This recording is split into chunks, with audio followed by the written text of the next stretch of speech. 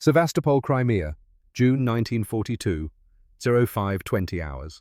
A German infantry company advances across open ground.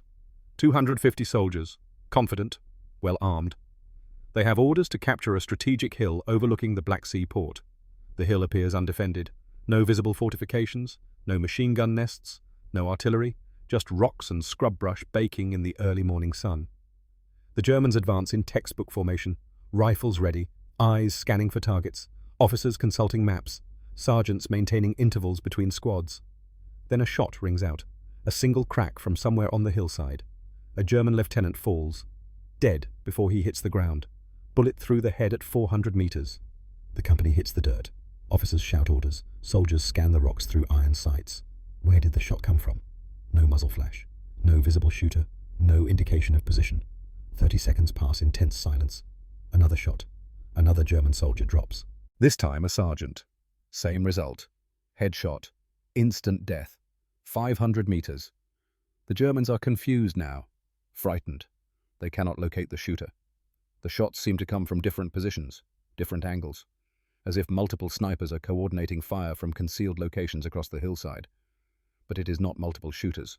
It is one person. A Soviet sniper, 25 years old, female.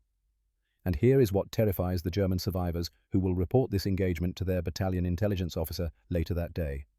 She is not reacting to their movements. She is shooting before they appear in her sight line, as if she knows where they will be 3 seconds before they arrive there. Officers stepping into the open to rally their men. Machine gunners moving to new firing positions. Soldiers seeking cover behind rocks that she somehow anticipated they would choose. It was as if she could see the future.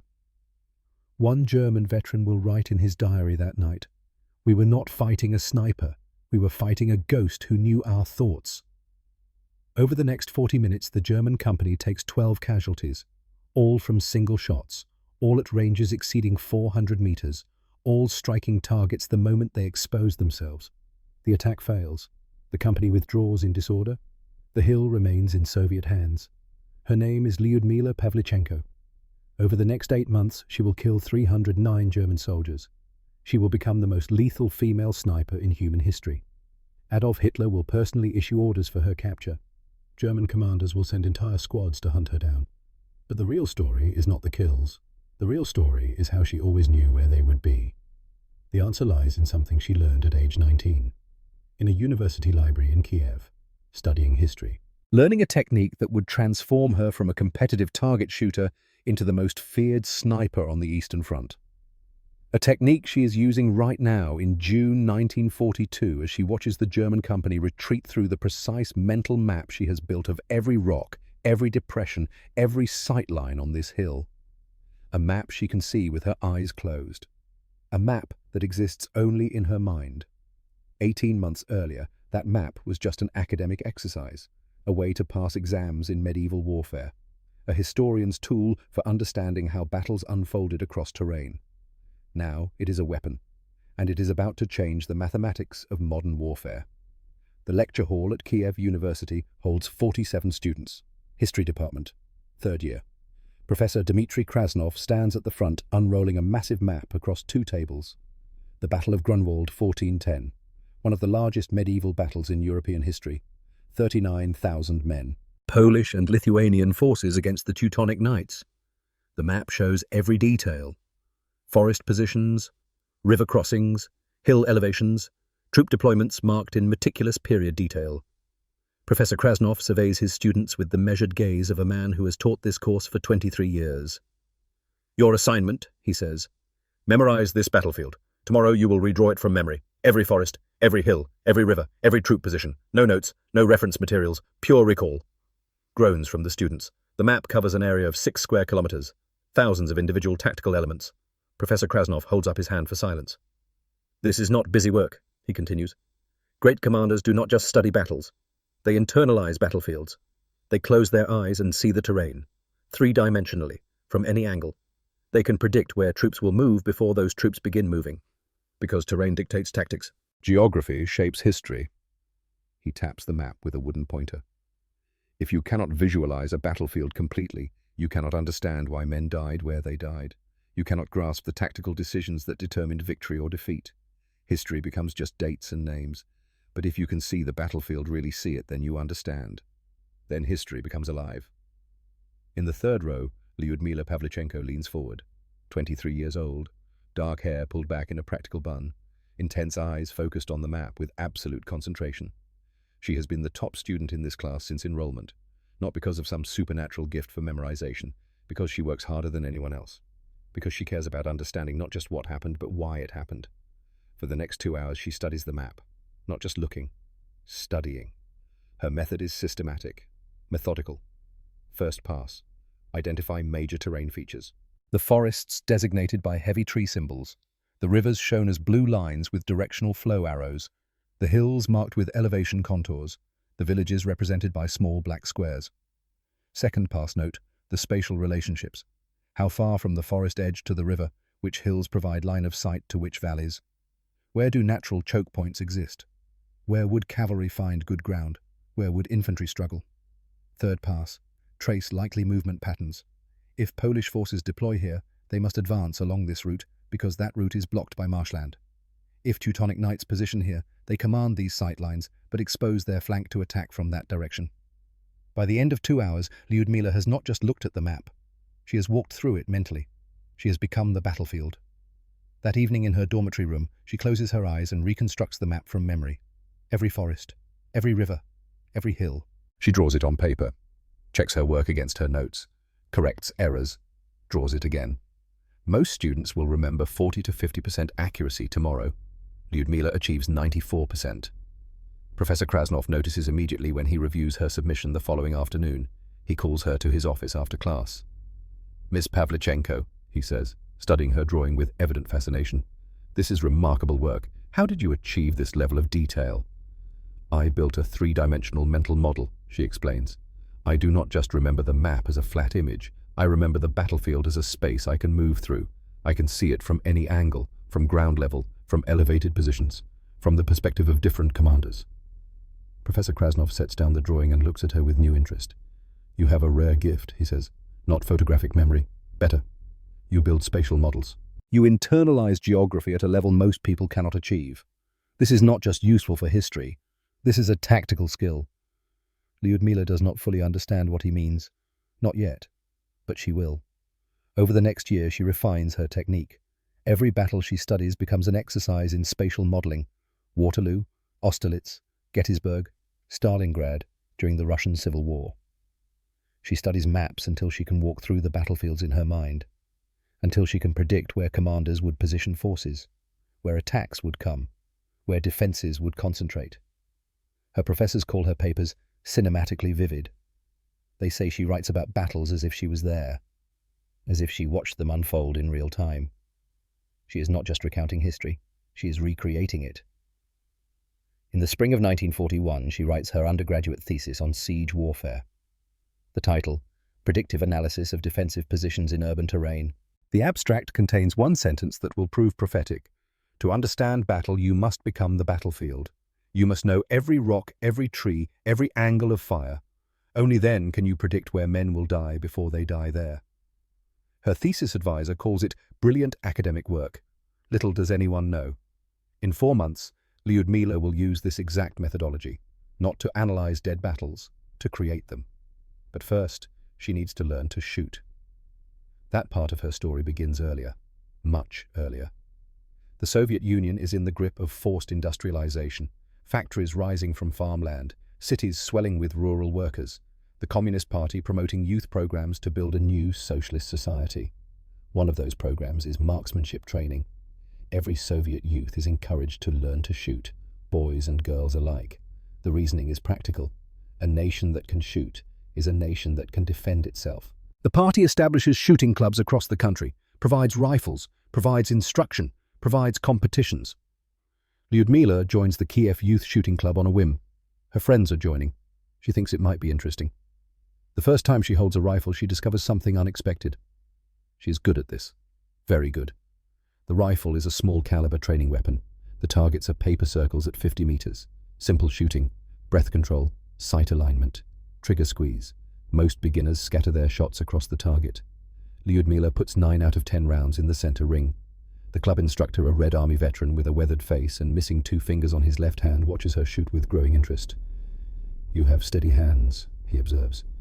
"Good eyes, natural breathing control. Have you shot before?" "Never," Lyudmila says. The instructor nods slowly. "Then you have talent, rare talent. Do not waste it." Over the next year, Lyudmila becomes obsessed with shooting. She practices 3 times a week, then 4 times, then daily.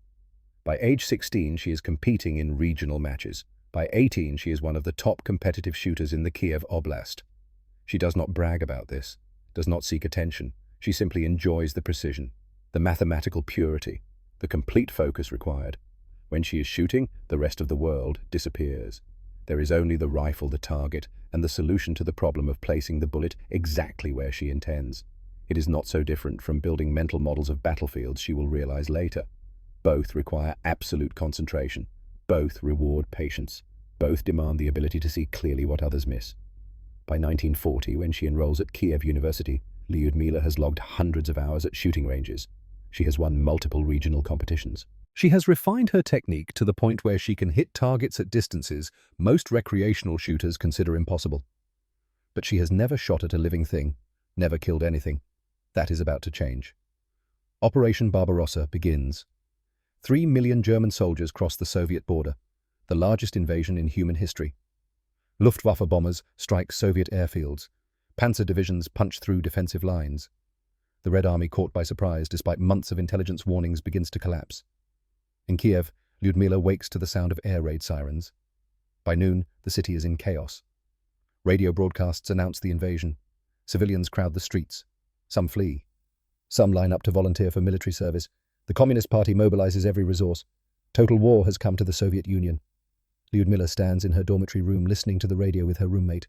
The announcer is calling for all citizens to defend the motherland. All able-bodied men to report for military service.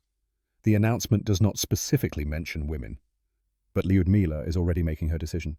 She has spent a year studying siege warfare, urban combat, defensive positions. She knows the theory of how cities are defended. She knows where snipers position, where machine guns deploy, where artillery observers hide. And she can shoot better than most soldiers. The combination seems obvious to her. She tells her roommate she is going to volunteer. Her roommate thinks she is joking. Women do not become soldiers. They become nurses, medical assistants, support personnel. Lyudmila is not joking. She walks to the Red Army recruiting station on Khreshchatyk Street. The line stretches for 2 blocks. Young men, old men, teenagers lying about their age, all waiting to enlist. Lyudmila joins the line. When she finally reaches the recruiting desk 3 hours later, the officer behind it looks up from his paperwork with evident surprise. "We are processing combat volunteers," he says. "The medical auxiliary station is 2 blocks east." "I am not here for medical service," Lyudmila replies. "I want to be a sniper." The officer stares at her for 3 full seconds. Then he laughs. Not cruelly, just reflexively. The idea seems absurd to him. "A sniper," he repeats. "Yes," Lyudmila says. The officer shakes his head. "Miss, we need nurses. We need factory workers. We need women to keep the home front functioning while the men fight. We do not need female snipers." Lyudmila does not raise her voice, does not argue. She simply says 2 words. "Test me." The officer stops laughing. He looks at her more carefully, sees something in her expression, a quiet certainty that gives him pause. Several other soldiers at nearby desks have stopped their work to watch this exchange. One of them, a sergeant with a rifle instructor badge on his collar, speaks up. "Let her shoot," the sergeant says. "If she cannot hit targets, send her home, but test her first." The recruiting officer sighs. "Fine." He stands. "Come with me." They walk to a shooting range behind the recruiting station. A simple setup. Sandbag firing positions. Paper targets at various distances. The range is crowded with new recruits learning basic rifle handling. The recruiting officer hands Lyudmila a Mosin Nagant rifle. Standard Red Army issue. Bolt action. 5-round internal magazine. No optics. Just iron sights. The rifle is heavier than the training weapons she used at the shooting club. Longer. The wood stock is scarred and worn. This is not a competition rifle. This is a tool designed for war. The officer points down range. "There are targets at 200 meters, he says. "Hit them." Lyudmila checks the rifle, opens the bolt, confirms the chamber is empty, closes the bolt, tests the trigger pull, feels the weight distribution. She has never fired this specific model before, but the fundamentals are universal. She loads 5 rounds from the stripper clip the officer hands her. The brass cartridges slide into the magazine with smooth metallic clicks. She chambers the first round, settles into a standing shooting position. The recruiting officer expects her to struggle. Most untrained shooters cannot hit man-sized targets at 200 meters with iron sights. It requires precise sight alignment, breath control, trigger discipline. Lyudmila aims. Her breathing slows. Her heart rate drops. The world narrows to the front sight post, the rear sight notch, and the target beyond. She fires. The rifle bucks against her shoulder. The report is sharp and loud. Downrange, the target shows a fresh hole. Center mass. The officer blinks. "Lucky shot," he mutters. Lyudmila cycles the bolt, chambers the second round, fires again. Another hole. Center mass. 4 centimeters from the first. She fires the remaining 3 rounds in smooth succession. 4 seconds between shots. Professional speed. Controlled. Precise. All 5 rounds group within a 10-centimeter circle in the center of the target. The shooting range has gone completely silent. The recruits training nearby have stopped. 50 men, all watching. Rifles lowered, mouths open. One of them whispers loud enough to hear, "What the hell was that?" The sergeant with the instructor badge walks downrange himself, needs to see with his own eyes. He inspects the target, measures the grouping with his fingers. 10 centimeters, 5 rounds, 200 meters, iron sights. He has been training shooters for 15 years. He has never seen anything like this. He walks back slowly, looks at Lyudmila like she has appeared from another world. "Ma'am," he says, respect in his voice now, not condescension. "Where did you learn to shoot?" "Kiev Youth Shooting Club," Lyudmila replies. "I have been competing since age 14. I can provide documentation." The recruiting officer cuts her off. His face has changed completely. No more amusement, no more skepticism. "That will not be necessary." He turns to the sergeant. "Assign her to 25th Rifle Division, sniper training, immediate deployment." The sergeant hesitates. "Sir, she's—" "I know what she is, and I know what I just watched. Get her processed, now." The sergeant nods. "Yes, sir." The recruiting officer looks at Lyudmila one more time. "When can you start?" "Now," Lyudmila says. And somewhere in that moment, surrounded by 50 silent men standing on a shooting range with smoke still rising from her rifle, Lyudmila Pavlichenko crosses a threshold she can never uncross. She is no longer a university student who knows how to shoot. She is a weapon the Red Army just discovered it desperately needs. She does not know it yet, but she has just signed death warrants. Either her own, or 309 German soldiers. The difference will be determined by one critical advantage. She can see battlefields in her mind before the battles begin, and very soon she will learn to turn that gift into the most effective killing technique on the Eastern Front. Lyudmila arrives at the front with minimal training, 2 weeks at a sniper school, just enough to learn camouflage techniques, range estimation, and the PE-4X scope mounted on her Mosin Nagant. The instructor is a veteran from the Winter War with Finland. Hard man, seen death, dealt death. On the final day, he pulls Lyudmila aside. "You can shoot," he says, "better than most men I have trained. But shooting paper targets and shooting men are different things. The first one will be hard.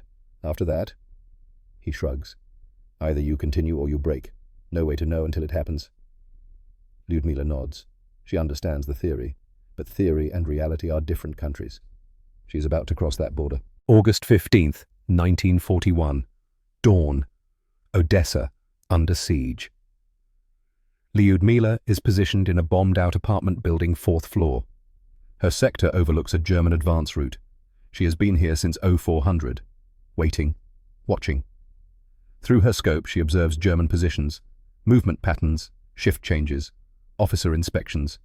She is not hunting yet. She is studying, building her mental model of this battlefield. By 0600 she has mapped the sector completely, every building, every rubble pile, every sight line. She can close her eyes and walk through it, see it from any angle. Now she is ready. 0730 hours.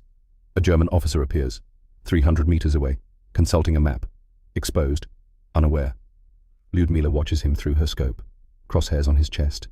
Her breathing slows automatically, heart rate drops, finger moves to the trigger. Then she stops. Her hands are shaking. This is not a paper target. This is a human being, a man with a name, a family somewhere in Germany, maybe a wife, children, a mother who hopes he comes home. Her instructor's words echo, "The first one will be hard." Lyudmila forces herself to think tactically. This man is an invader. He came to her country. He commands soldiers who are killing Soviet defenders. If she does not kill him, he will kill others. This is mathematics. This is survival. She steadies her breathing, acquires the target again. "I am sorry," she whispers, squeezes the trigger. The Mosin Nagant cracks. 300 meters away, the German officer drops, dead before he understands what happened. Lyudmila's first kill. She watches him fall through the scope, watches him lie still. Then she vomits, shaking, sweating, cold despite the summer heat. She has just killed a man. Her platoon commander finds her 20 minutes later, sees the dead German, sees Lyudmila's condition. "First one," he asks. She nods, unable to speak. "It gets easier," he says, not unkindly, just stating fact. He is right. By the end of the week, 5 kills. No vomiting. By the end of the month, 23 kills. She keeps a detailed log. Dates, times, ranges, conditions, like a farmer recording harvest yields. Except these are not crops. These are men.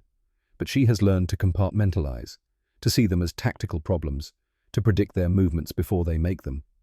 Her mental battlefield model allows her to pre-position, to wait where enemies will appear, to shoot them the moment they expose themselves.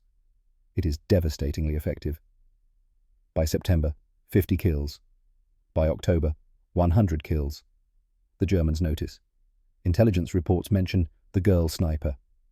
Radio intercepts refer to her. Counter-snipers are sent to hunt her. She kills them too. One German officer becomes obsessed, tracks her patterns, studies her methods, positions himself where he predicts she will appear. He waits 3 days. On the 4th day, Lyudmila appears exactly where he predicted. But she has anticipated him. She deliberately showed herself. Bait. When he raises his rifle to shoot, she is already aiming at his position from a different angle. She fires first. He dies instantly. Kill number 67. By late October, Odessa is evacuated. Soviet forces withdraw to Sevastopol. Lyudmila goes with them. 187 confirmed kills. Promoted to senior sergeant. And now she faces a new battlefield. Larger, more complex, more dangerous. Sevastopol, where she will meet her greatest challenge. An enemy who thinks exactly like her. December 1941. Sevastopol under siege. Lyudmila Pavlichenko arrives with the Odessa evacuees. 187 confirmed kills behind her, a reputation that precedes her like smoke. The other snipers expect her to start hunting immediately. She does not. For the first 2 weeks, her kill count stays frozen at 187. Her platoon commander grows concerned. "Pavlichenko, are you injured? Shell-shocked?" Lyudmila looks up from her notebooks. "No, sir, I am studying." "Studying what?" "The battlefield." Sevastopol is different than Odessa. 10 times larger, more complex. The industrial district alone covers 3 square kilometers, demolished factories, twisted metal-collapsed smokestacks. The harbor district warehouses, gutted by fire cranes, bent like broken fingers, half-sunk ships creating artificial islands. The residential zones, apartment buildings with facades sheared off, exposing rooms like dollhouse cross-sections. Most snipers see chaos. Lyudmila sees a puzzle waiting to be solved. The first week she walks. Every street she can safely access. Dawn patrols, dusk reconnaissance, night movements through rubble. She sketches constantly. Elevation changes, sight lines, dead zones where neither side can observe. Building collapse patterns, which structures lean, which direction, creating predictable cover. The second week, observation. From multiple positions, watching how Germans move through the terrain, which routes they prefer, which buildings they avoid. Where they position machine guns, rotate sentries, gather for briefings. By week 2's end, Lyudmila has what she needs. A complete 3-dimensional mental model of her operational sector. Eyes closed, she can walk through it, see it from any angle, predict movement before it happens. Week 3. Her kill count begins climbing. 187, 195, 203, 212, 221, 229, 240. Each kill more precise than the last. German casualty reports show a disturbing pattern. Officers dying at 3 times the rate of regular soldiers. Artillery spotters eliminated within minutes of taking position. Machine gun crews killed before establishing fields of fire. Not random sniping. Systematic dismantling of German tactical capability. One German battalion commander writes in his diary, "The Odessa ghost has returned, but here she is worse. She knows where we will be before we arrive, as if she can read our orders." Closer to truth than he realizes, Lyudmila is not reading orders. She is reading the battlefield, and the battlefield tells her everything. January 1942, German Army High Command. Weekly intelligence summary. Buried in casualty statistics, Sevastopol sector showing anomalous sniper activity. Report quote, Soviet sniper operations demonstrate pre-positioning capability inconsistent with reactive engagement protocols. Target selection indicates advanced intelligence of German movements. Recommend specialized counter-sniper deployment. The report crosses the desk of Oberst Wilhelm Hoffmann. He reads it 3 times, then makes a phone call. 2 days later, Hauptmann Klaus Richter boards transport to Sevastopol. Richter is 42, too old for regular combat by Wehrmacht standards. But Richter is not regular combat. He is a specialist. WW2 veteran, survived Verdun, the Somme, the Spring Offensive. Decorated for valor, Iron Cross, first class. But more relevant intelligence background. Spent 1919 to 1939 analyzing Soviet military doctrine for German army intelligence. When war started, he requested field deployment. I studied Soviet tactics 20 years. I want to see them firsthand. His superiors agreed. He proved exceptional. 156 confirmed kills on Eastern Front, not as dedicated sniper, but as infantry officer who happened to be expert marksman. More importantly, he never stopped analyzing. Every engagement notes, enemy tactics, movement patterns, decision-making indicators. War is chess, he told his men. The side that thinks 3 moves ahead wins, the side that reacts loses. Now, reading Sevastopol intelligence, Richter sees something others miss. Not lucky shots, predicted strikes. He studies casualty data, overlays on maps, sees the pattern. This Soviet sniper is reading our patterns, he tells Hoffmann. Every unit has routines, patrol schedules, shift changes, relief protocols. This sniper has identified them all. Hoffmann. How do you know? Richter points to map. Machine gun crew killed here exactly 4 hours after previous crew. Standard rotation interval. Artillery spotter killed here 15 minutes before scheduled bombardment. Time it takes spotters to position and range find. Officer killed here during morning inspection when exposed. Looks up. We are not fighting a sniper, Herr Oberst. We are fighting an intelligence analyst with a rifle. Hoffmann stares at map. Can you stop her? Yes. But first I must become unpredictable. Richter arrives Sevastopol, January 18th, 1942. Brings 12 men. Hand-picked. Not just marksman thinkers. Men who understand tactics, not just shooting. First order. Everything changes. Patrol routes, timing positions. No more patterns. No more routine. German Unteroffizier Schmidt questions, so consistency helps coordination. Richter cuts him off. Consistency helps enemy kill you. From now on, we embrace chaos. Within 48 hours, German operations in Sevastopol sector transform. Patrols depart random intervals. 30, one day. 20, next 11, 43rd. Routes change daily. Supply convoys use different roads. Officers conduct inspections from covered positions never exposed. Machine gun crews rotate irregularly, sometimes 3 hours, sometimes 7, sometimes 90 minutes. Artillery spotters use multiple positions, never same one twice in sequence. Richter has weaponized unpredictability. 600 meters away in a bombed-out apartment building, Lyudmila notices immediately. Her kill rate drops, usually 3 to 4 per day. Now 1 to 2 per day. Something changed. Germans moving differently. She studies notebooks. Patterns identified, disrupted. Routines broken. Predictable movements gone.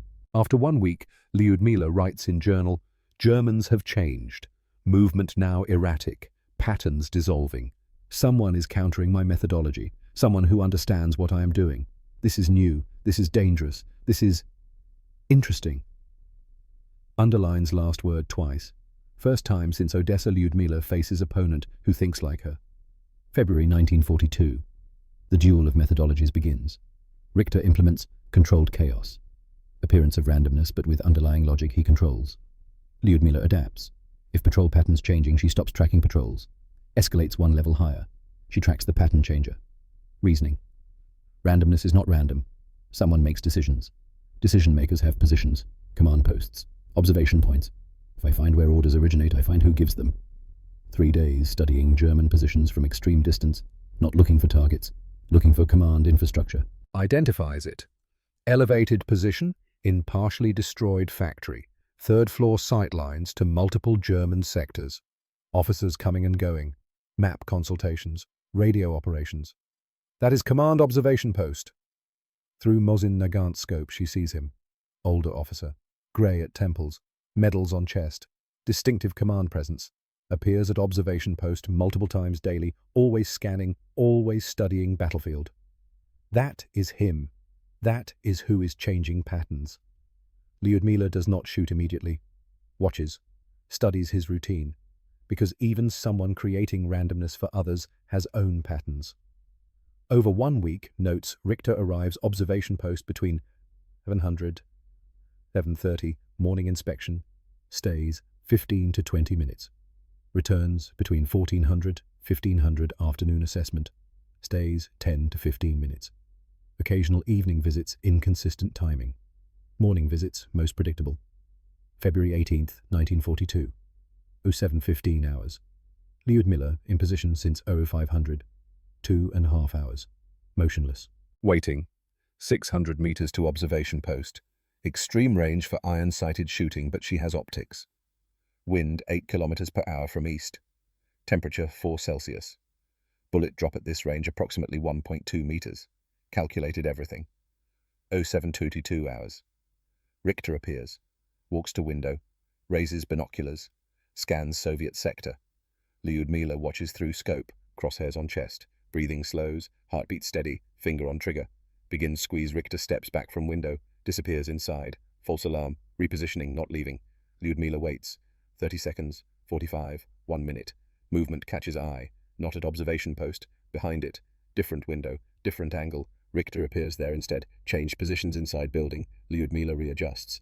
New angle. Slightly different range. 620 meters now. Wind effect changes with angle. Recalculates rapidly. Aims. Begins squeeze. Richter moves again. This time visible only 3 seconds. Crossing past window. No clean shot. Lyudmila realizes he is not staying still, moving constantly inside building, never exposed more than few seconds. Intentional. Counter tactics. He knows she is out here somewhere, making himself impossible to hit. 07:28 hours. Richter appears at exterior doorway. Ground level. About to leave building. 4 seconds exposure crossing to covered vehicle position. Lyudmila swings rifle down. New target position. 615 meters. Ground level. Moving target. Leads target. Accounts for walking speed. Calculates intercept point. Squeezes trigger. Mosin Nagant cracks. Bullet flies. Richter dives. Bullet hits wall 12 centimeters from where his head was. Rolls behind cover. Men pull him inside vehicle. Speeds away. Lyudmila watches through scope. Missed. First missed kill shot in 241 attempts. Both now understand something critical. She knows he exists. Knows he is disrupting her method. He knows she is targeting him specifically. Knows she found his position. Game has become personal. The note exchange. Next morning, Lyudmila returns to frequently used position, collapsed building basement with entrance through rubble. Finds something that should not be there. Piece of paper. Folded. Weighted with rock. German soldiers were here. In her position. While she was elsewhere. First instinct, trap.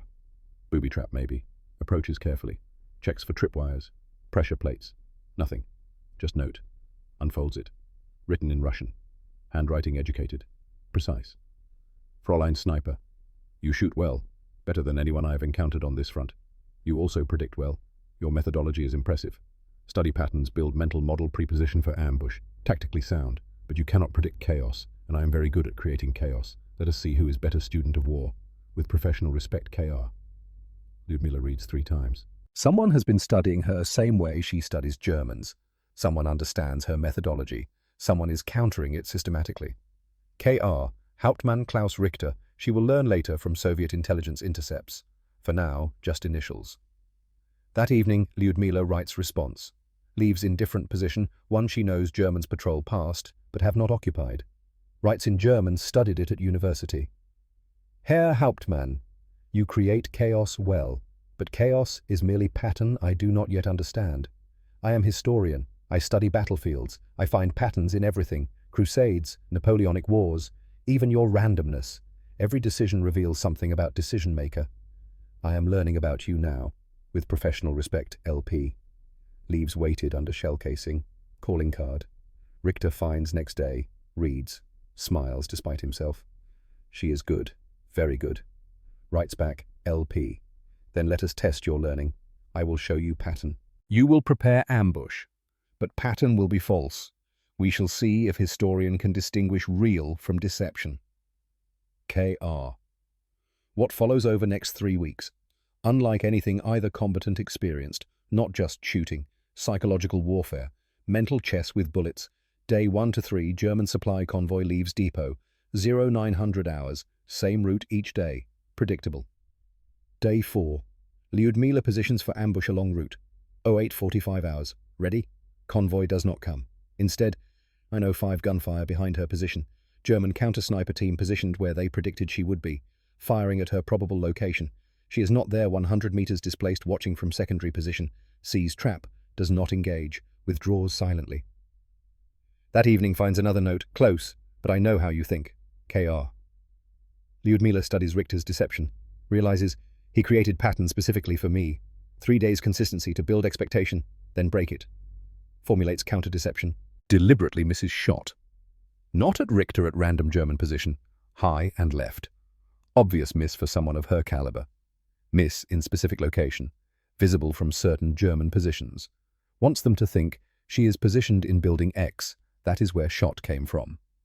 Richter investigates, studies trajectory, calculates probable firing position. She is in apartment building 4th floor northeast corner. Positions counter-sniper team to watch that building. But Lyudmila is not there. 400 meters different direction entirely. Deliberately calculated false trajectory, fired from angle, making it appear she was elsewhere. Now watches Richter's counter-sniper team. Exposed, waiting for her in wrong location. Kills 2 before they realize. Leaves note next day. You taught me that deception works. Thank you for lesson. LP. Richter finds it. Reads. Actually laughs. She learned. Of course she learned. She is scholar. Writes back. I am honored to have such excellent student. Shall we continue education? KR. Day 12. Richter creates elaborate fake patrol pattern. Visible obvious tempting target. Lyudmila recognizes as trap. Does not take bait. But Richter anticipated she would recognize it. Real ambush is not at fake patrol. At position he predicts she will use to observe fake patrol. Meta-level thinking. Lyudmila arrives at observation position. Immediately senses something wrong. Position feels exposed in way it did not before. He is watching where I watch from. Does not enter position. Circles to different vantage point. Sees German counter-sniper team positioned exactly where she would have been. Stalemate. Neither shoots. Both withdraw. That night, no notes. Both combatants in command posts, thinking. Lyudmila writes in journal, he thinks like I think, predicts my predictions. We are reaching equilibrium. Neither can surprise other. Game may come down to who makes first mistake, or who gets lucky. I do not like relying on luck. Richter writes in journal, she adapts faster than anyone I have encountered. Every deception I use, she learns. Every pattern I break, she finds new pattern. This is not war, this is intellectual duel. I respect her enormously. Under different circumstances, I would have liked to know her. Discuss military theory, share perspectives. But circumstances are these, and one of us will die. Neither knows other is writing almost identical thoughts.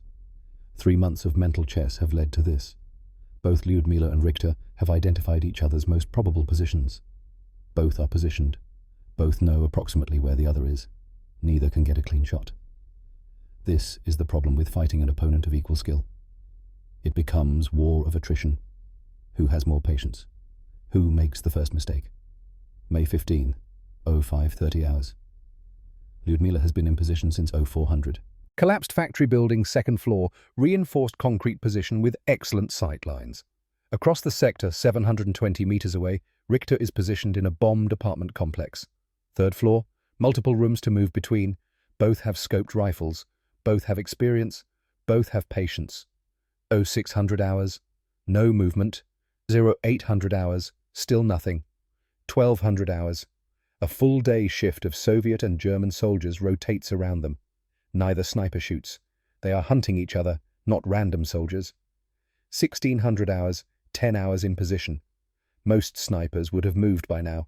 Cramps, fatigue, boredom. Neither Lyudmila nor Richter moves. 1900 hours, dusk approaching. In 1 hour, visibility will drop. 1945 hours, darkness. Still no shot. Both withdraw under cover of night. Day 1. Stalemate. May 16th. Dawn. Both return to their positions. 0700 hours. Richter decides to test. He positions a mannequin German helmet on stick-in window. Crude decoy. Lyudmila observes through scope. Sees it immediately for what it is. Does not shoot. 08 and 30 hours. Lyudmila creates her own decoy. Uses mirror to reflect sunlight from window position. Looks like scope glint from distance. Richter sees it. Recognizes deception. Does not shoot. Both are too experienced for basic tricks. 1400 hours. Stalemate continues. 1700 hours. Artillery bombardment begins unrelated to their duel, just general siege warfare. Both snipers remain in position. Shells falling around them. Neither withdraws. This is commitment. This is obsession. Lyudmila thinks, he will not leave until this is finished. Neither will I. Richter thinks, she is as stubborn as I am. This will end when one of us makes mistake, or dies. Day 2 ends. Still no shot. May 17th, third day. Fatigue is setting in. Neither has slept more than 2 hours at a time. Both are operating on adrenaline and willpower. 0600 hours. Soviet artillery strike targets German positions. Random bombardment. Not coordinated with Lyudmila. One shell hits near Richter's building. The building shakes. Dust and debris fall. For 3 seconds, Richter is forced to move to a more stable position. Lyudmila sees the movement, swings her rifle, acquires target. But the shot is through 2 panes of broken glass and across thermal layers cold outside, relatively warmer inside building. Refraction will affect bullet path. She does not have clean ballistic solution. Does not shoot. Richter relocates to safer room. Repositions. Near miss. Both know it. 1100 hours.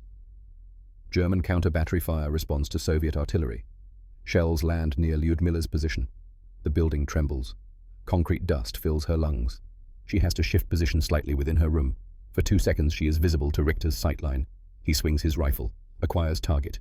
But she is moving, and there is a steel beam partially obscuring her. Ballistic solution unclear. He does not shoot. Another near miss. Both are getting closer. The margin of error is shrinking. 1800 hours. Day 3 ends. Both remain in position overnight. No withdrawal. 72 hours. Minimal food. Minimal water. No sleep. This is beyond professional. This is personal. May 18th. Dawn. 0530 hours. Golden hour. The light is perfect for shooting low-angle minimal glare. Good contrast. Both snipers are exhausted. 96 hours of near-constant vigilance. The human body is not meant for this. Richter is 42 years old. Age is a factor. His hands have a slight tremor from fatigue. His eyes burn from staring through optics for 4 days. Lyudmila is 25. Younger, but also reaching her limit. Her shoulder aches from holding the rifle. Her neck is stiff. Her vision blurs occasionally from dehydration. Something has to break. 547 hours. Richter makes a micro-adjustment to his rifle position, trying to get more comfortable. The movement is tiny, maybe 2 centimeters. But it catches the rising sun. His scope lens reflects light for 0.3 seconds. Lyudmila sees it. After 96 hours of waiting, she finally has target confirmation. She knows exactly where he is. She aims, compensates for 720-meter range, wind from east at 6 km, temperature 8 Celsius, bullet drop 1.4 meters at this distance. She holds her breath, slows her heartbeat. Everything she has trained for. Begins trigger squeeze. At the exact same moment, Richter sees movement in Lyudmila's position. A shadow shift, barely perceptible. He aims, same calculations, same compensation. Both fire within milliseconds of each other. 2 rifles crack almost simultaneously. Lyudmila's bullet travels 720 meters in 0.9 seconds. Strikes Richter center mass through the heart. Instant death. Richter's bullet travels 720 meters, passes 8 centimeters from Lyudmila's head, impacts the concrete wall behind her. Fragments spray her face with stone dust. Through her scope, Lyudmila watches Richter fall backward. She sees him collapse, sees him die. After 4 days of chess, it came down to this. She saw his scope glint 0.3 seconds before he saw her shadow. That fraction of a second decided who lived. Lyudmila does not feel triumph. She feels exhaustion and something else. Respect, sadness, the death of a worthy opponent. She keeps watch on his position for another hour, making sure it is not deception. No movement. He is dead. Lyudmila finally allows herself to move. Her joints crack. Her muscles scream. She drinks water for the first time in 8 hours. Her notebook entry that day: kill number 309, Hauptmann Klaus Richter, range 700 Ping-20. 4-day engagement. Most difficult kill of my career. He was exceptional. Under different circumstances, we might have been colleagues. Instead, I killed him. That is war. I feel no pride. Only loss. Lyudmila is at peak effectiveness. 309 confirmed kills, the most feared sniper in Sevastopol. German forces have standing orders. Do not expose yourself unnecessarily. The Soviet sniper is still active. She is operating from a rubble position in the industrial district. Good sight lines, covered approach. She has been here for 3 hours. Routine reconnaissance. No high-value targets visible. Just monitoring German activity patterns. 14:30 hours. She hears it before she sees it. The whistle of incoming artillery, German bombardment, daily occurrence. Usually she can gauge where shells will land by the sound. This one sounds close. She starts to move. The mortar round lands 15 meters from her position. Not a direct hit, but close enough. The explosion is massive. Shrapnel storm. Fragments of metal traveling at supersonic speed. Concrete chunks launched like missiles. Lyudmila is thrown against the wall. Pain explodes across her body. Left side of her face. Deep lacerations. Blood immediately flooding her eye. Right shoulder, something embedded. Shrapnel. She can feel it grating against bone. Left rib cage. Burning pain. Multiple impacts. Her hearing is gone. Just ringing. Constant high-pitched tone. She is conscious enough to know she is badly hurt. Without aid, she will bleed out in maybe 30 minutes. She drags herself towards Soviet lines, using elbows, pulling with her right arm. Left arm is not responding correctly. 50 meters of crawling. Every meter agony. Soviet patrol finds her. Medic, it's Pavlichenko. She's hit. They carry her to the aid station. Medics are shocked she is alive. Compound fracture left orbit. Shrapnel embedded right scapula. Multiple penetrating wounds left thorax. Severe laceration left quadriceps. 3 emergency surgeries over the next 2 days. She survives, but her combat career is over. Soviet medical board, left eye function compromised. Shoulder mobility insufficient for rifle work. Combat deployment no longer viable. The random mortar round accomplished what 309 German soldiers could not. It ended Lyudmila Pavlichenko's time as a sniper. Not skill, not tactics, not even a worthy opponent. Just random chance. 1 artillery shell. One of thousands fired that day. Not even aimed at her. Just there. War does not care about your skill, she will later write. War does not care about your intelligence. War is chaos, and chaos eventually touches everyone. While Lyudmila recovers in the hospital, Soviet forces conduct an operation to clear German positions in the sector where Richter died. They recover his body. Standard procedure. Check for documents. Intelligence value. They find identification papers confirming Klaus Richter Hauptmann Wehrmacht. Maps with detailed annotations. Journal with tactical observations.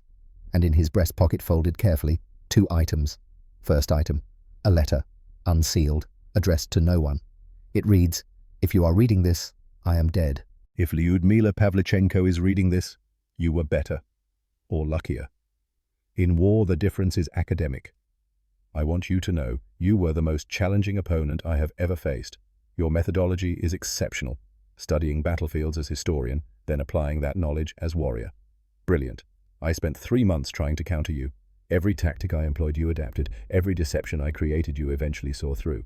You think faster than I do. You learn faster than I do. I am 42. You are 25. Age is a factor, but more than age, you have a gift. Spatial memory combined with analytical mind, combined with patience, combined with absolute precision. Rare combination. Under different circumstances, different war, different sides, or no war at all, I would have liked to know you. Discuss military theory. Compare perspectives. Perhaps collaborate on tactical doctrine. You approach war like an intellectual exercise. So do I. We are a rare breed. But circumstances are these, and one of us had to die. I hope it was me, because if you died, your method dies with you. My method is standard German doctrine. Replaceable. Your method is unique. It should be preserved. Taught. It will save lives. Tell future students war is not about shooting. It is about thinking. The soldier who thinks 3 moves ahead survives. The soldier who reacts dies. You thought 4 moves ahead. That is why you are reading this, and I am not. With professional respect and genuine admiration, Hauptmann Klaus Richter. P.S. The note exchange was the most intellectually stimulating correspondence of my military career. Thank you for that. Second item, his journal, open to the last entry, dated May 14th, 1942, one day before the final duel began. Tomorrow I will either kill Lyudmila Pavlichenko or she will kill me. I have prepared as thoroughly as possible, studied her patterns, predicted her probable positions. Calculated every variable I can control. But she has done the same. We are equally matched. The outcome will depend on microscopic factors. Who sees whom first? Who has steadier hand? Who gets lucky? I find myself hoping strangely that if I die, it is by her hand, not random artillery, not disease, not age. She is a worthy opponent. To die in battle against a worthy opponent is a soldier's honor. She has taught me that intelligence defeats strength, that studying history prepares you for the present, that memory can be a weapon. I wish we had met in peacetime. I would have enjoyed the conversation. These documents are forwarded through Soviet intelligence channels. Eventually they reach Lyudmila in the hospital. June 15th, 1942. She reads Richter's letter sitting in a hospital bed, left eye bandaged, right shoulder in sling. She reads it 3 times. Then she cries. Not from pain, from loss. The loss of the only person in this war who understood her. Who saw war the way she did? Who valued thinking over fighting? She keeps both documents, the letter and the journal entry.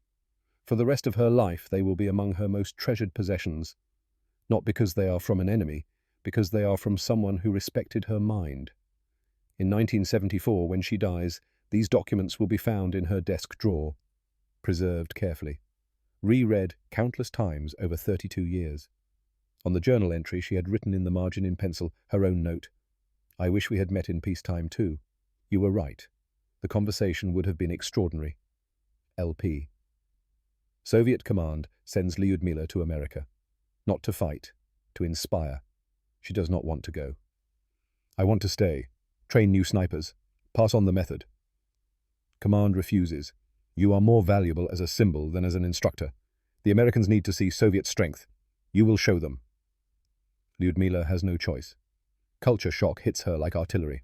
The city has lights at night. Actual electric lights. Not blacked out. Not bombed. People walk streets without fear, without scanning rooftops, without checking for cover positions. There is food, abundant, restaurants open, grocery stores stocked. She has been in Sevastopol where people ate sawdust bread and considered themselves lucky. This is a different world. August 12, 1942. First official meeting, U.S. Army Intelligence. Small conference room, 5 officers. Colonel James Harrison leads the meeting. Ms. Pavlichenko, we have read the reports. Your kill count is extraordinary. But we are more interested in your methodology. Lyudmila, my methodology. The intelligence analysis, the predictive positioning, the cognitive battlefield mapping. Lyudmila realizes they do not just want inspiration, they want technique. Harrison continues. Our understanding. You create 3-dimensional mental models of terrain. Use these models to predict enemy movement. Position yourself in advance. Is that accurate? Yes, sir. I study battlefield like historian studies maps. I internalize the terrain. Then I predict where enemy will appear based on tactical logic.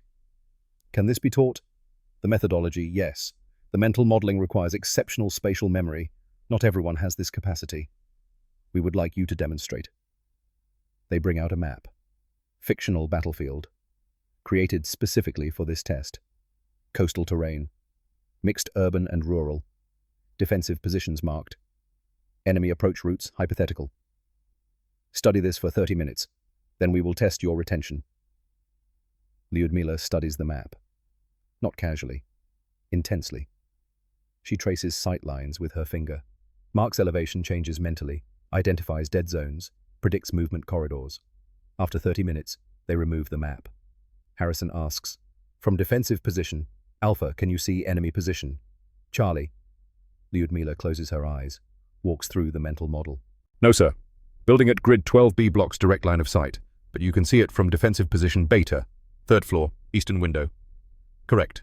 Best route for enemy flanking maneuver. Lyudmila. Approach from north using tree line at grid 8A. Dead zone in defensive coverage between grid 14C and 15C. Width approximately 40 meters.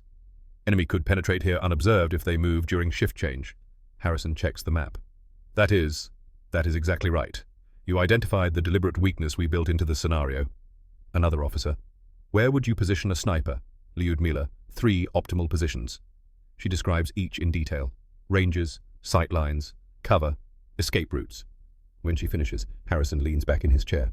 Ms. Pavlichenko, this is intelligence analysis at a level we have never seen. You processed that terrain faster than our trained analysts, and you did it from memory. Lyudmila, this is what I do, sir. I am historian. I study how battles develop based on terrain. I apply this knowledge tactically. That evening in her hotel room, she writes, Americans want my method. They see it as tool, as technique. They do not see the cost. They do not understand. This method requires remembering everything, every position, every kill, every face. You cannot build perfect mental model without perfect memory. And perfect memory means you never forget. They want the power without the burden. I do not know how to explain. The two cannot be separated. The gift is the curse. 5,000 people. War bond rally. Soviet-American friendship event. Lyudmila has given 37 speeches in the past 2 months. Same talking points, same stories, same audience questions. She is exhausted, not physically, mentally. Every city, same questions. How many did you really kill? How does it feel to kill a man? Aren't you afraid? Do you have a boyfriend? The last question particularly irritates her. As if 309 kills matter less than her romantic life. But tonight is different. Tonight she has reached her breaking point. The speech starts normally. She reads from prepared remarks. Soviet resistance, American support, alliance importance. The audience is polite. Applause at appropriate moments. Then the question period begins. First question, man in his 50s. Miss Pavlichenko, how do we know you actually killed 309 Germans? That seems impossible for a woman. Lyudmila's prepared response. Soviet records confirm all kills. Battalion commanders verified each. He interrupts Soviet records. Soviet propaganda, you mean? You are here to convince us to support Stalin. How do we know any of this is real? Others join. Yeah, prove it. Show us evidence. This is communist propaganda. Lyudmila feels something crack inside. 2 months of performing, of being a spectacle, of having her service questioned, of polite smiles while people doubt her.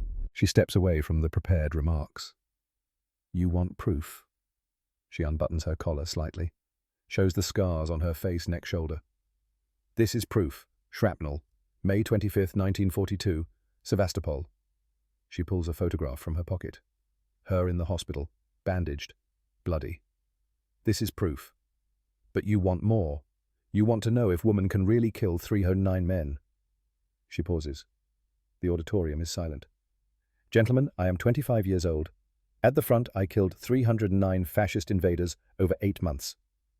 Her voice rises slightly. You ask how I know, I will tell you exactly. Kill number 1 German officer. August 15th, 1941. Odessa. 300 meters. Morning. He was reading a map. He never saw me. Kill number 67 counter-sniper. Bavaria. Church Tower. September 3rd. He hunted me for 3 days. I was more patient. Kill number 187. My last kill in Odessa before evacuation. October 14th, 1941. Machine gunner. 450 meters. He was changing barrel. Poor timing. Her voice is steady but intense. Kill number 309 Hauptmann Klaus Richter, May 18th, 1942, Sevastopol, 720 meters, 4-day duel, best opponent I ever faced, I shot him through the heart. The audience is completely silent now. You want to know how it feels to kill a man? She stops reading. This is not prepared. It feels like nothing. And that is what terrifies me. First kill, I vomited, I shook, I cried. By kill 50, I felt less. By kill 100, I felt nothing. By kill 309, I was a machine. Her voice cracks slightly. I can tell you about each one, each position, each distance, each condition. You know why? Because I have perfect spatial memory. I remember battlefields perfectly. And men I killed are part of battlefield now. I close my eyes, I see Sevastopol. Every street, every building, and in every position, a face. 309 faces. I remember them all. She is not crying, but her voice is raw. You ask for proof. Here is proof I can describe in detail how I killed 309 human beings. That is not propaganda. That is burden. The man who questioned her starts to speak. Lyudmila continues, but you want to know real question, not how many I killed, not how I did it. Real question is, why was I needed? She looks directly at the audience. I am 25 years old. I should be finishing university, becoming historian. teaching students. Instead, I killed 309 men. Not because I wanted to, because fascists invaded my country, because someone had to stop them. And here is what I want to know from you, gentlemen. She pauses, scans the crowd. Do you not think you have been hiding behind my back for too long? The silence is absolute. Soviet Union has been fighting since June 1941, 16 months, millions dead, cities destroyed, and we fight alone. You asked me to prove I killed 309 Germans. I have proven it. Now prove to me, what have you done? She steps back from microphone. 3 seconds of silence. Then the auditorium erupts. Standing ovation. 3 minutes. People shouting, crying. But Lyudmila does not feel triumphant. She feels empty. She just weaponized her trauma for propaganda. She walks off stage. Soviet handler tries to congratulate her. That was perfect. Exactly what we needed. Lyudmila pushes past him, finds empty room, locks door, and collapses. Everything she has suppressed for 8 months surfaces. The kills, the deaths, Richter, the 309 names, Sevastopol, the men who died, the men she killed, all of it. She sobs for 20 minutes, first time since May. Lyudmila is having breakfast in hotel when Soviet handler arrives. His face is grim. Pavlichenko, news from Sevastopol. She knows immediately. It fell. Yes, July 4th. We delayed informing you. Did not want to affect the tour. 4 months ago. They kept it from her for 4 months. Casualties. Severe. Estimated 90% of defenders killed or captured. Lyudmila's hands shake. Do you have names? My unit. We have partial lists. I can get them for you. 2 hours later, she receives the casualty report. 25th Rifle Division, Sniper Section.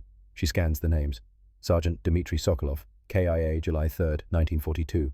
Corporal Yevgeny Petrov, KIA July 2nd, 1942. Private Ivan Fedorov, KIA July 4th, 1942. Sergeant Anna Kozlov, KIA July 4th, 1942. She knew these people, fought alongside them, shared trenches, shared rations, all dead. She kept reading. 47 names she recognizes, all killed in the final assault. She would have been there. If not for the mortar round, if not for her injuries, she would be dead with them. Survivor's guilt crashes over her.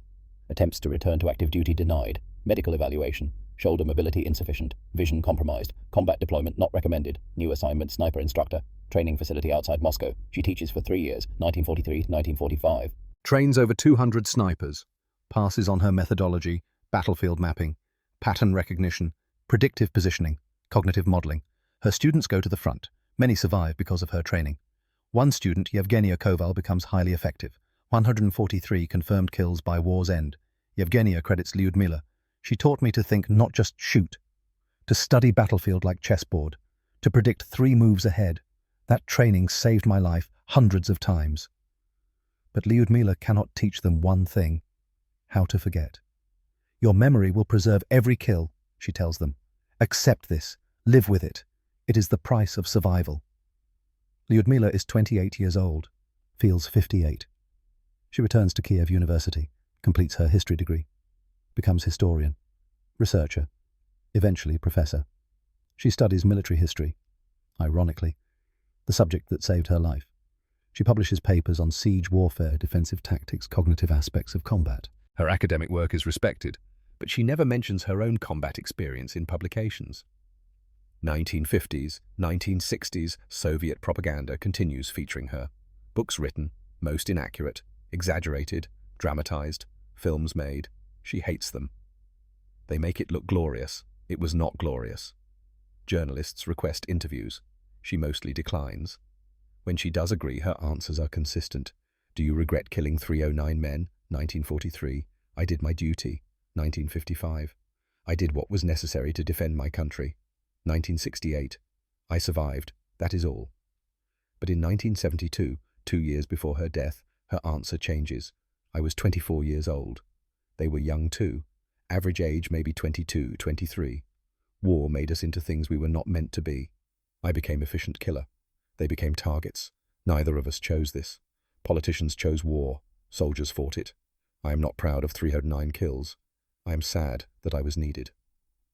She knows her time is limited. She spends final weeks organizing her papers, donating materials to military archives, her notebooks from 1941 to 1942, maps, kill logs, photographs, and Richter's letter. She donates this too.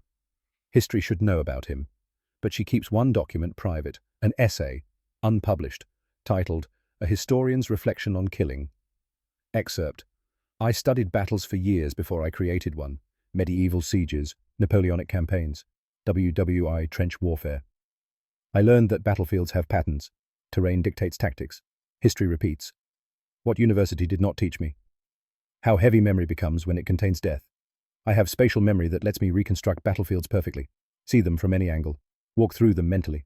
That same memory preserves every kill. I cannot forget them. Kill number 1 is as clear as yesterday. Kill 309 is permanent. Perhaps that is justice. If I could forget, perhaps I could forgive myself, but I cannot forget. So I remember. All 309, every face, every position, every moment. That is my sentence. And perhaps that is appropriate. I killed efficiently because I remembered everything. Now I must remember the killing, forever. The gift is the curse. The weapon is the wound. I see some histories call me hero. They misunderstand. Heroes in stories defeat evil, save innocence. Triumph. I killed 309 men. Most were conscripts, following orders, like me. There were no heroes in Sevastopol, only survivors and dead. I survived. That makes me lucky, not heroic. The real heroes are the ones who did not come home, who died defending their country, who sacrificed everything. I sacrificed too, but I lived. And living with 309 kills is its own kind of death. Every day I wake up. Every day I see Sevastopol. It never leaves. That is price of perfect memory. You remember everything. Forever. Would I do it again? Yes. My country needed defenders. I defended. But if young woman today asks me, should I become sniper? I would say, only if you can carry 309 faces forever. Only if you can live with perfect memory of imperfect necessity. Only if you understand you will survive the war, but the war will never leave you. That is truth they do not put in books. Lyudmila Pavlichenko, March 1974. She dies October 10, 1974. Age 58. Heart failure. Buried with full military honors. Statue unveiled. Lyudmila Pavlichenko. In recognition of service 1941 to 1942. Veterans attend. Historians, military officials, students. Plaque includes quote from her 1972 interview, I did not kill 309 Germans. War killed 309 Germans and millions more. I was simply the instrument. If there is guilt, it belongs to war, not to soldiers. One young woman history student, age 23, stands before statue, reading about Lyudmila Pavlichenko, the cognitive mapping technique, the mental battlefield modeling. She wonders, could I have done what she did? And somewhere, if Lyudmila could answer, she might say, wrong question. Right question is, could you live with what you have done? Could you remember 309 faces forever? Could you see battlefields everywhere for rest of your life? Could you carry that weight? That is real question. Killing is easy when survival demands it. Living with the killing that is hard part. I killed 309 men. I survived war. But I never escaped Sevastopol. It lived in my mind until the day I died. Perfect memory. Perfect burden. The gift that kept me alive became the prison I died in. The historian who saw patterns everywhere eventually saw patterns in her nightmares. The gift that kept her alive became the burden she carried until death. That is the price of exceptional memory in warfare. You remember everything, forever. And forgetting becomes the impossible dream you chase until your final breath.